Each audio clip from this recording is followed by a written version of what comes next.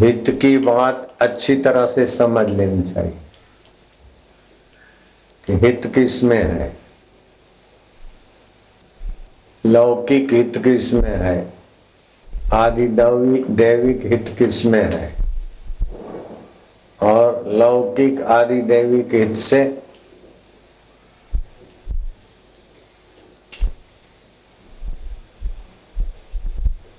भी काम नहीं चलता।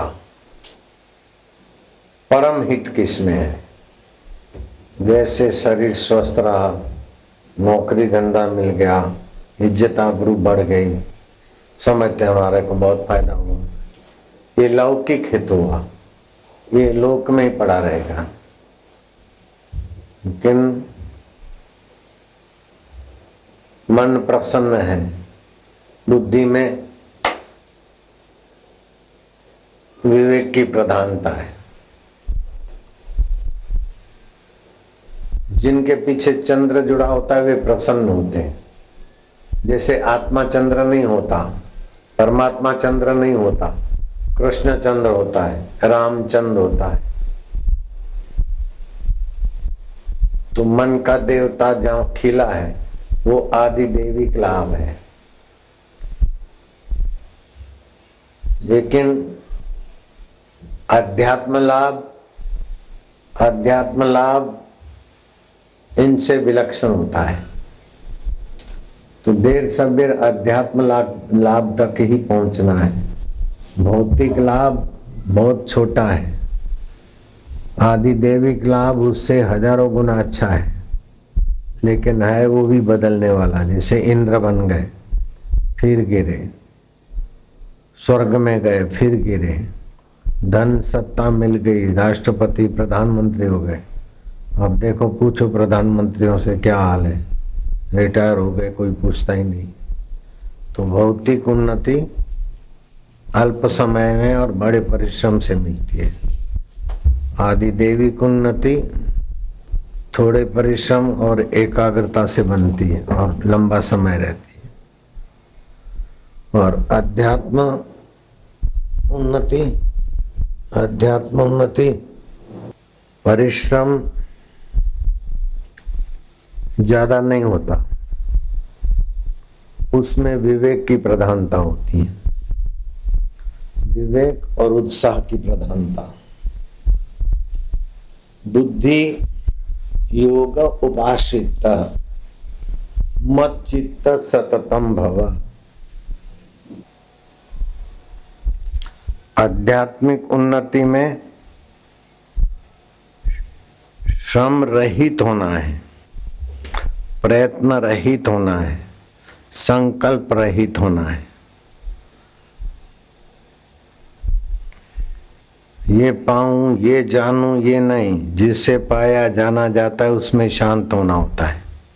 उसको बोलते हैं विश्राम वाली साधना। ये आध्यात्मिक उन्नति बहुत जल्दी कराती, विश्राम। और एक बार उसमें प्रवेश हो गया ना, दिने दिने नवम नवम, नित्य नवीन सुख, नवीन शांति, नवीन आनंद माधुर्य, ये आएगा। ये आध्यात्मिक उन्नति की पराकाष्ठा है। तो गीता कहती है बुद्धो शरणम अविच्छ कृपणा फल हेतवः। बुद्धि की शरण जाओ, जो कुछ तुम चाहते हो वो नाश हो जाएगा, इसलिए चाह छोड़कर कर्तव्य करो। जो फल की चाह रखता है कृपणः फल हेतवः, थोड़े थोड़े काम में फल की इच्छा रखना वो कृपण है, अपनी वासना को पकड़ा हुआ है, वो कृपण है। इच्छा वासना छोड़कर बहुजन हिताय बहुजन सुखाय और आत्म उल्लास के लिए सत्कर्म करता है, वो उदार आत्मा है।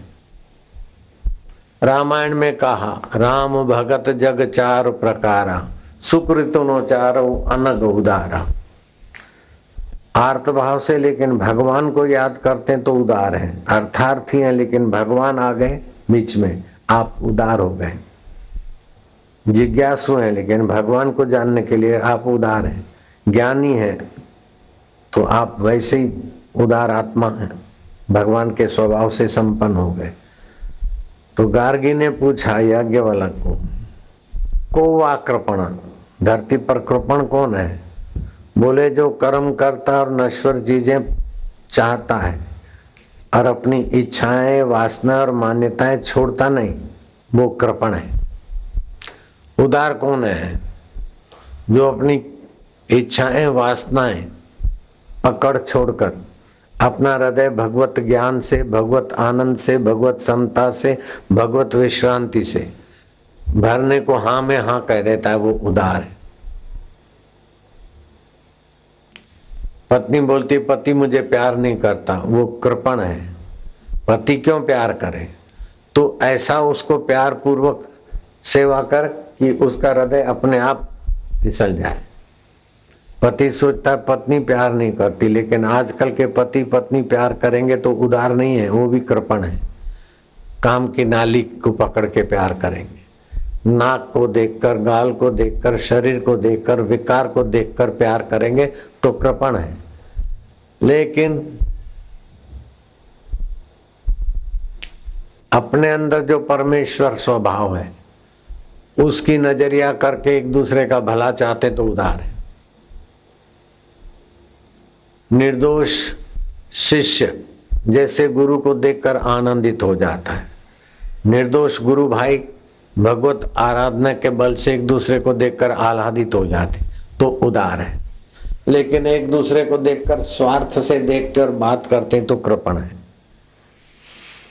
तो जितना कृपण होता है उतना ही भौतिक जगत में पिसता रहता है, और जितना उदार होता है उतना ही भौतिक जगत में आह्लादित आनंदित रहता है। आदि दैविक जगत में उन्नति सहज में होती और आध्यात्मिक जगत में उसकी अच्छी गति हो जाती।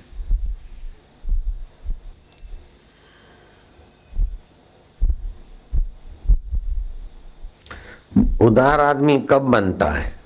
जब बुद्धि निष्पक्ष हो जाती है। राग में और द्वेष में कृपणता छुपी है, राग और द्वेष में कर्म बंधन छुपा है, राग और द्वेष में कर्ता भोक्ता छुपा है, राग और द्वेष में कपट छल बेईमानी छुपा है। लेकिन राग द्वेष रहित होने से उदारता आ जाती है।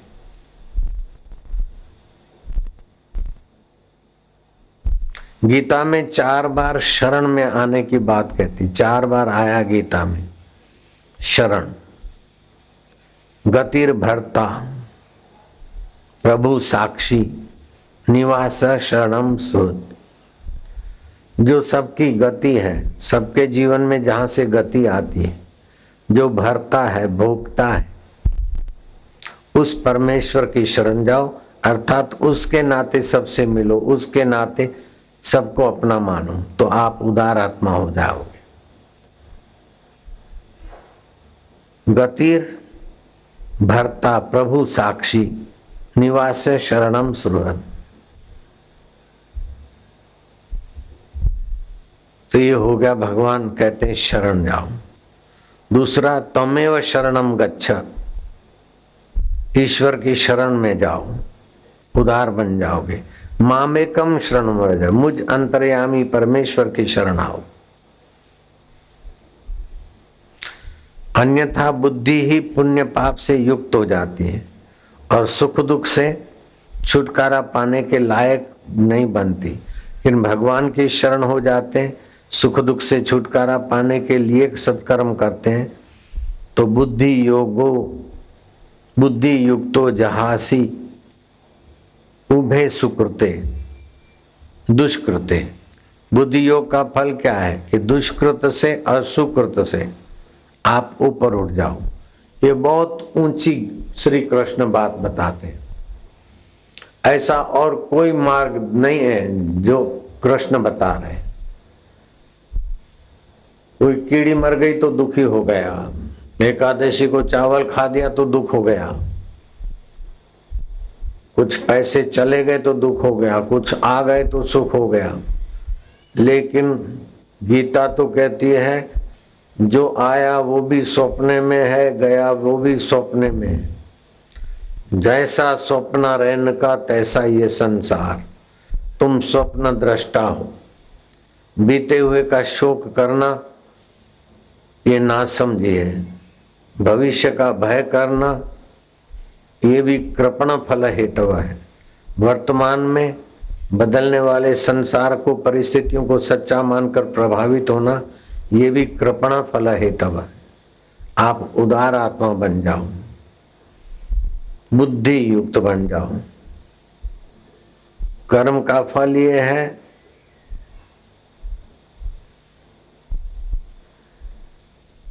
कि आप ईश्वर प्रीति से के लिए कर्म करते तो कर्म के कर्तृत्व भाव से और फल से आप बच निकलो, नहीं तो पुण्य फल आपको स्वर्ग में पकड़ के ले जाएगा, पाप कर्म आपको नरक में पकड़ के ले जाएगा। लेकिन कर्म तो करो, कर्ता भाव न रहे तो पुण्य कर्म हो, पाप में रुचि नहीं और कभी हो गया तो उसकी चोट नहीं लगी, क्योंकि कर्तृत्व नहीं आया। भक्त को कर्तृत्व रहा तो दुखी रहेगा, भयभीत रहेगा। ज्ञानी को कर्तृत्व नहीं रहता है तो दुखी भी नहीं होता, भयभीत भी नहीं होता और अहंकार भी नहीं आता।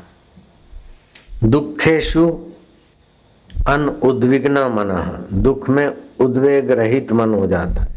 सुखेशु विगत स्पृहा, सुख में स्पृहा नहीं कि ये रोज मिलता रहे, फूल मिला फलाना मिला उपयोग कर लिया, वहां हा बड़ा मजा आया, इसके बिना नहीं चलेगा, फंस गए। किसी भी वस्तु में, व्यक्ति में, परिस्थिति में आप फंसो नहीं, क्योंकि आप मुक्त आत्मा है और इंद्रियां फंसने वाली, उनके साथ जुड़ो नहीं तो आपकी इंद्रियां भी स्वस्थ रहेंगी, मन भी स्वस्थ रहेगा, बुद्धि में भी परमात्मा का साफ सुथरा प्रकाश आएगा। सुखेशु विगत स्पृहा, सुखद अवस्था में आसक्ति मत करो, चलते रहो। सुख को भी पीछे छोड़ दो, दुख को भी पीछे छोड़ दो।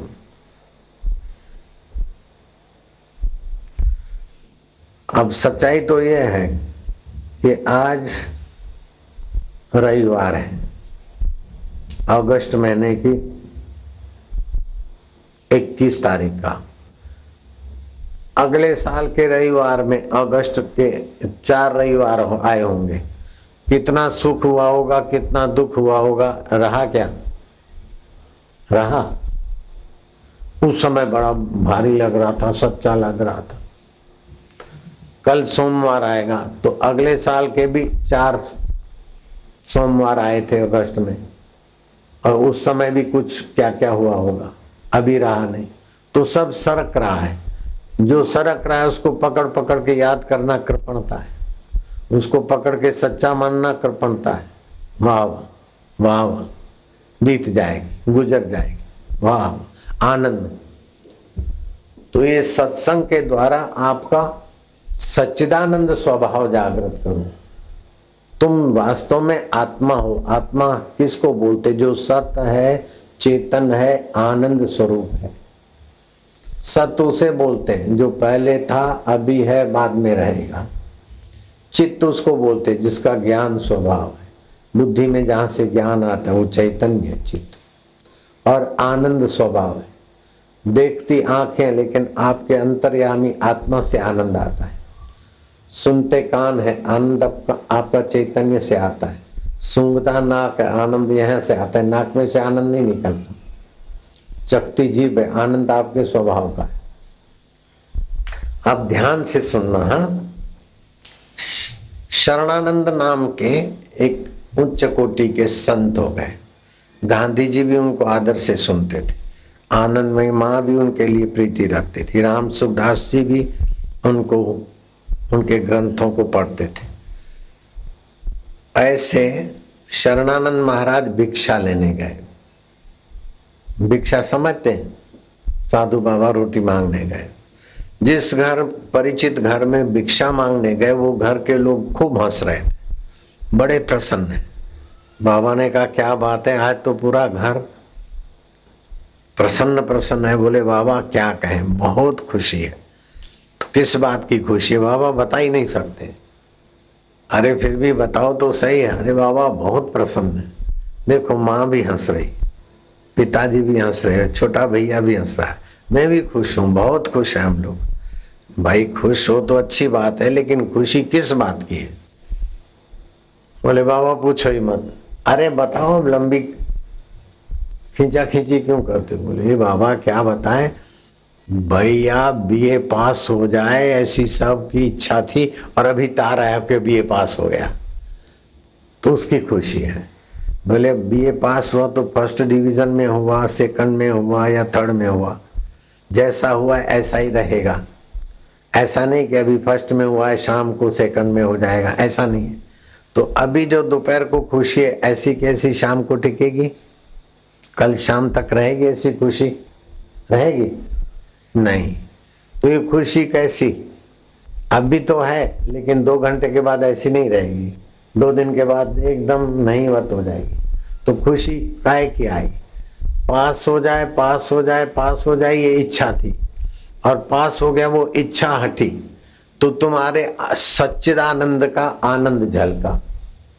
जो सत स्वभाव है, चेतन स्वभाव है, उसके आगे जो वासना की परत पड़ी थी, भैया पास हो जाए, वो वासना की परत हट गई, तो आपको भगवान का आनंद स्वभाव की झलक आई।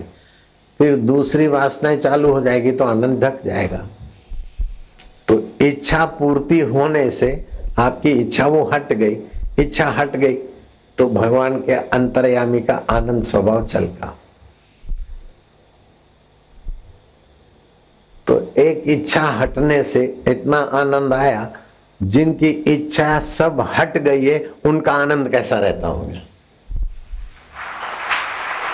इसीलिए ज्ञानवान प्यारा लगता है। बच्चे की इच्छाएं सोई हुई है इसलिए बच्चा प्यारा लगता है। बच्चे में जब अहम होता है तब फिर वही बच्चा इतना प्यारा नहीं लगता। बच्चे की इच्छाएं वासनाएं बढ़ती है तो वैसा प्यारा नहीं लगता। तो बच्चे की इच्छाएं वासनाएं सोई हुई है, और ज्ञानी की इच्छाएं वासनाएं बीती हुई है, और संसारी की इच्छाएं वासनाएं उसको नचाती रहती। संसार कैसे कहते हैं? जो सरकता जाए, जो टिके नहीं वो संसार। तो जो टिकता नहीं उसकी इच्छाएं करके परेशान क्यों होते हो? अपने तरफ से प्रयत्न करो, अपना मन चाह हो जाए तो वाह वाह, उससे विपरीत हुआ तो लोग दुखी होते हैं। उस दिन और ज्यादा सुखी हो कि चलो हम इच्छा के गुलाम हैं, भगवान ने हमारी इच्छा पूरी नहीं करके अपनी इच्छा से किया, तो इससे भगवत आनंद जगेगा। मेरा ये हो जाए, मेरा ये हो जाए, तो आनंद दाता गुरु की सात्विक नजर मिल रही है, गुरु का दिव्य ज्ञान मिल रहा है। लेकिन मेरा ये हो जाए, मेरा वो हो जाए, ऐसा जिनके चित्त में इच्छाएं खदबद होती है उनको वो आनंद नहीं होता जितना प्रेमी भक्तों को आता है। जो ख्वाहिशें लेकर आते हैं तो उनकी ख्वाहिश के अनुसार हो जाता तो खुश होते हैं, और ख्वाहिश के अनुकूल नहीं हुआ या मुलाकात नहीं हुई तो બીજું તો બધું સારું પણ મને તો વાત જ ના થઈ। બીજું બધું સારું પણ મારી તો વાત જ ના થઈ। मतलब બીજા બધાની કોઈ વેલ્યુ નહીં, પણ મારી વાત થઈ ગઈ, બીજું જે હતું બધું સારું થઈ ગયું। तो चाह चमारी चूहरी, चाह वासना, चाह चमारी चूहरी अति नीचन की नीच, तू तो पूर्ण ब्रह्म था जो चाह न होती बीच। तो कृष्ण आनंद अवतार है, प्रेम अवतार है। क्यों? कि श्री कृष्ण को ये खाऊं, ये भोगूं, ये करूं, ये न करूं, ऐसी कोई चाह नहीं, इसलिए कृष्ण खुला आनंद है। तो कृष्ण खुला आनंद है, तो कृष्ण को देखकर गौएं, बछड़े और गोप और गोपियां आनंदित हो जाते। तो आपको क्या फायदा उठाना है कि लौकिक फायदे को, भौतिक उन्नति को ज्यादा महत्व न दो, आदि दैविक शक्तियों पर भी ज्यादा गौर मत करो। अध्यात्म उन्नति के लिए वासनाओं का महत्व निकाल दो, और ये महत्व निकालने के लिए ज्ञान की शरण आना पड़ेगा, अंतर्यामी प्रभु की शरण आना पड़ेगा। तो ज्ञान क्या कहता है कि हम जो चाहते हैं वो सब कुछ होता नहीं, और जो सब जितना होता है वो सब भाता नहीं, और जितना भाता है वो टिकता नहीं। तो इच्छा करके पकड़े क्यों? हम जो चाहते हैं वो सब तो होगा नहीं। राम जी का चाह नहीं हुआ, कृष्ण का चाह नहीं हुआ, सब आपका चाहा नहीं हो सकता। ये सिद्धांत समझ लो, तो फिर अपना चाहा नहीं हुआ तो दुख नहीं होगा। होता है, हमारा चाहा सब होता नहीं। पति चाहता है कि पत्नी हमारे ऑर्डर में रहे, कहीं ना जाए, बेटी को देखा करे, बेटे को देखा। अब पत्नी को रंग लगा, भगवान के रास्ते गई, अब पति दुखी है। अब किसी बॉयफ्रेंड के पास जाती तो दुखी होता, मायके चली जाती तो दुखी होता। वो तो आध्यात्मिक रास्ते जा रही, तुझे तो बेटे घर बैठे पुण्य मिल रहा है, लाभ मिल रहा है। वो जितनी उन्नत होगी उतना तेरे को तो मुफ्त में आध्यात्मिक हिस्सा मिलेगा। लेकिन नहीं जाए ये इच्छा उसको दुखी कर रही। अब मेरी माँ का मैं आदर करता था, मेरी माँ को मेरा भाई भड़कावे, तुम आज्ञा करो घर नहीं छोड़े, तो माँ आज्ञा करती नहीं जाओ। अब ये माँ की आज्ञा नहीं है, भाई की वासना है अथवा माँ की ना समझी है। अगर मैं उनकी ना समझी और उनकी वासनाओं को महत्व देता तो मैं तो उनका पिट्ठू होके खप जाता। फिर 7 साल में चला गया, जब लौट के आया गुरु ने आज्ञा दी घर जाने की। घर में गया तो देखा कि माहौल तो ऐसा ही है। यहाँ तो काम की प्रधानता, क्रोध की प्रधानता, लोभ की प्रधानता, परिवार में मोह की प्रधानता, अज्ञान की प्रधानता है।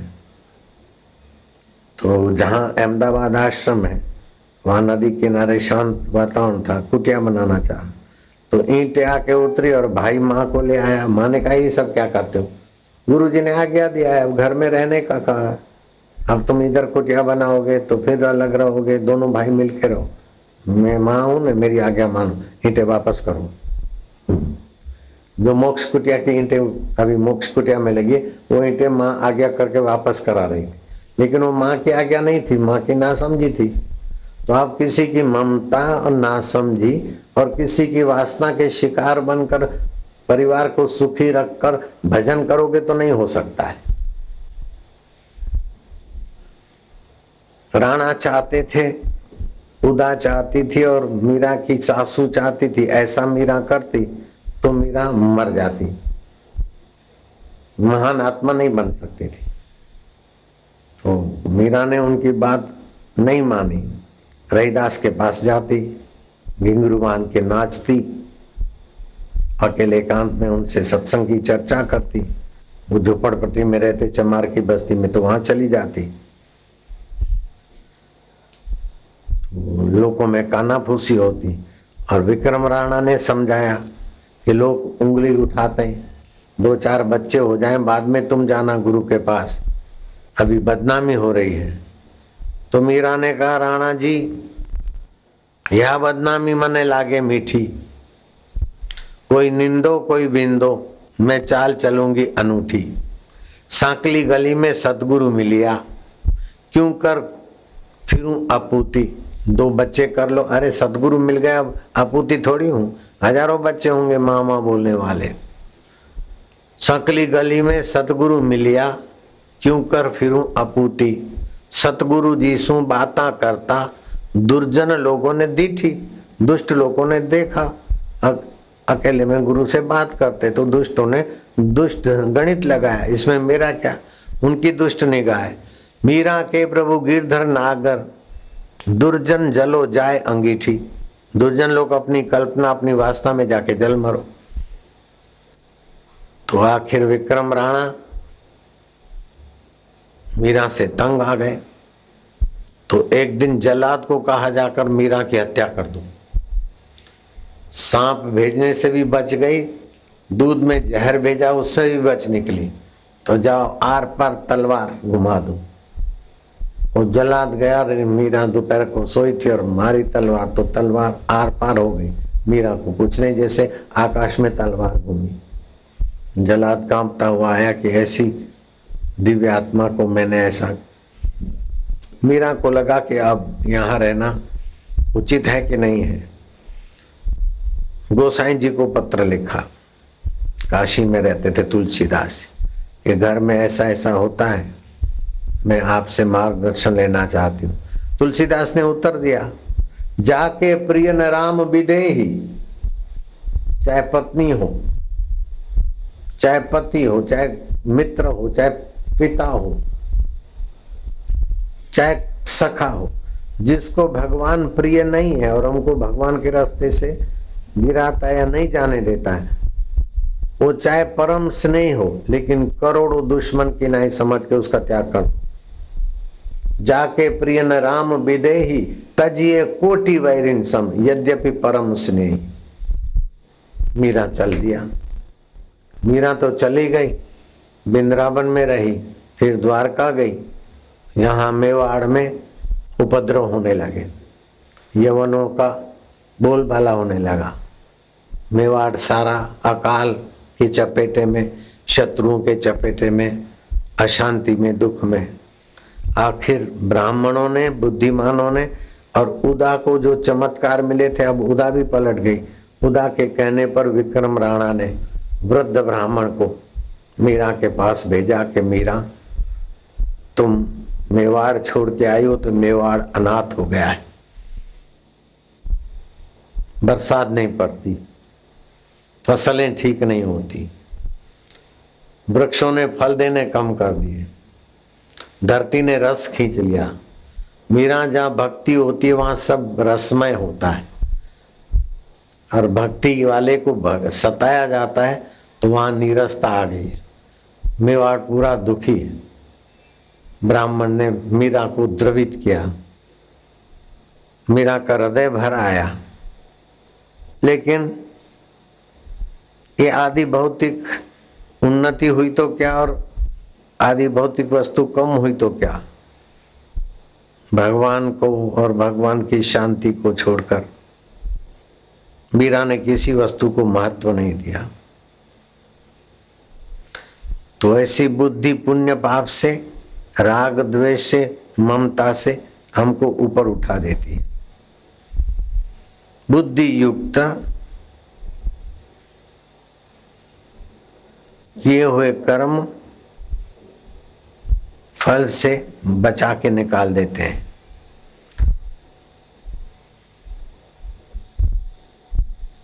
हंसी बो, खेली बो, धरी बो ध्यान। भक्त के अगर कीड़ी मर गई तो तौबा हो गई, लोभी को धन मिल गया तो वाहवाही हो गई, अहंकारी की कुर्सी चल गई तो मौत आ गई। कृष्ण की द्वारका डूब रही तो डूब रही है, जय जयकार हो रहा है तो हो रहा है। उठत बैठत वही उठाने, कत कबीर हम उसी ठिकाने। ऐसे जीवन मुक्त, ये आत्मविद्या जीते जी मुक्त बना देते। ऐसा नहीं कि मरने के बाद ऊंचे लोकों में जाओगे तब सुखी होंगे। अरे वहां पुण्य नाश होगा, फिर गिरना पड़ेगा। नौकरी मिलेगी तब सुखी होंगे, शादी होगी तब सुखी होंगे। हर परिस्थिति में सुख स्वभाव तो हमारा अपना है। ये होगा, ये होगा, ये मिलेगा, ये मिटेगा तब सुखी होगा, ये मूर्खों की पहचान है। कैसी भी परिस्थिति आए, अपना सच्चिदानंद स्वभाव तो ज्यों का त्यों है। मैं डॉक्टर बन जाऊंगा तभी सुखी होऊंगा, मैं ऐसा बनूंगा तभी सुख हो जाऊंगा, मैं ऐसा करूंगा, ऐसा करूंगा, ऐसा करूं, ऐसा ना करूं। अभी इस समय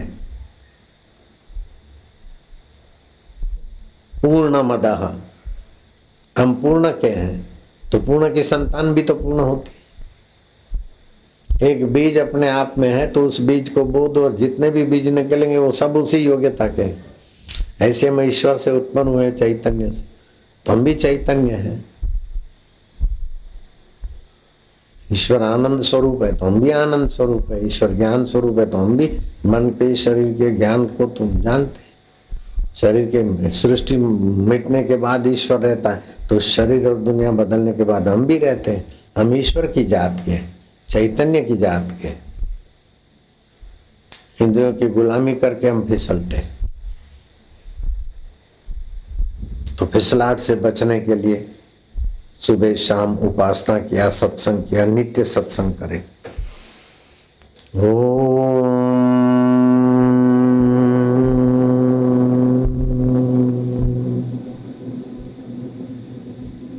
बुद्धि को निष्पक्ष रखें, तटस्थ रहे, बुद्धि योग होने लगेगा।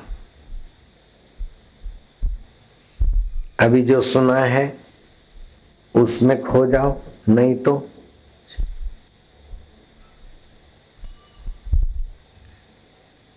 पलकें 60% नीचे, 40% खुली और आंख की पुतली 60% ऊपर। आंख ऐसी होगी जैसे कि खुमारी हो नशे की।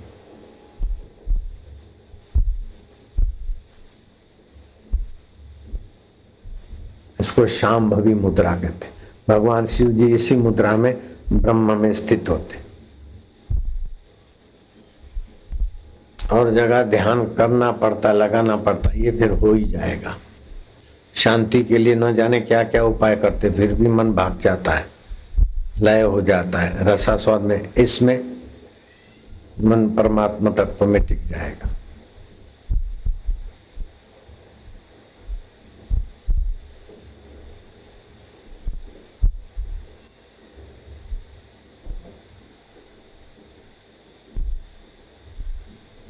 नहीं टिकता है तो मन में ओम ओम शांति, ओम आनंद, ओम। हाथों तो श्वास अंदर जाए, ओम बाहर आए तो गिनो। बहुत अंतरंग साधना है ये। भौतिक उन्नति से हजारों गुना ज्यादा लाभ देने वाली और समय कम। आदिदेविक उन्नति की पोषक है, आदि भौतिक उन्नति की भी पोषक है ये अध्यात्म उन्नति। अध्यात्म उन्नति छोड़कर भौतिक उन्नति किया तो दुख दिए बिना नहीं रहेगी। अध्यात्म उन्नति छोड़कर नैतिक उन्नति चाहो तो फिसलाहट के बिना नहीं रहेंगे। लेकिन अध्यात्म उन्नति किया तो फिसलना भी क्या, उठना भी क्या, सब खेल। ब्रह्मज्ञानी सदा निर्लेपा। आध्यात्मिक उन्नति हो गई तो फिसलना चढ़ना कुछ भी नहीं, सब सोना। इतना स्वतंत्र बना देता है आध्यात्मिक उन्नति। मौज ही मौज, every time happy, anywhere happy. Not physical happiness, spiritual happiness, real happiness.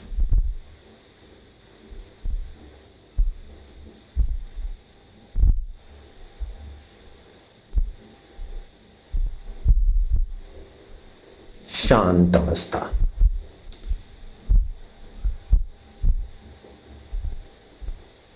जितना शांत व्यक्ति उतना ऊंचा बन जाएगा, जितना चंचल उतना छोटा। फिर मन इधर उधर जाए तो